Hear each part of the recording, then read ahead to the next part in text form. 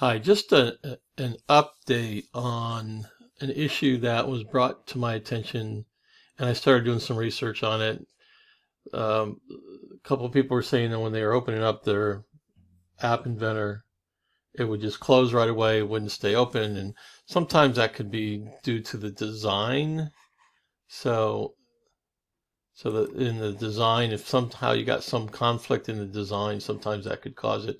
It's happened to me before, but then did some more research, and when I went back and looked at the video I originally made, this is the way I had the screen initializing using just the Pedroza SQLite single SQL statement command.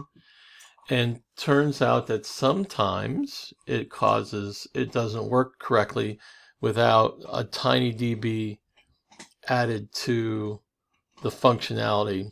Can't tell you why. I haven't heard any good information as to why, because this was working fine when I created it. So I went back and I was looking at it and it started causing problems. So that's when I started looking into it again, based on what I've heard from a couple of you. So it turns out that, let me take this out of here and bring up this. This is same SQL statement down here, but we're starting off by TinyDB get value. I call it first run. Set it to true. You know, if the value is not value, if tag is not there, is true. So it sets this for a first run situation. Then it go ahead and creates the table. So the TinyDB is like the back end storage mechanism, and then store value. First run value to store is false. So what happens is when it initializes again, it doesn't have to try and create this table again. So once it initializes the first time, this is true, right? And so it creates it, comes in here, creates the table, then this sets it to false, and then it doesn't go back and have to initialize the table anymore.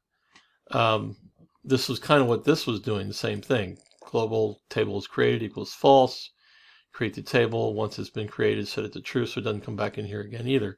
So they both were doing the same thing, but found some information after lots of research that having the TinyDB as the back end holding on to the structure of the SQLite database would eliminate that error. So anyways, I just wanted to bring that to your attention. I know a couple of you were having some problems with that, and maybe this will help. Hopefully it does.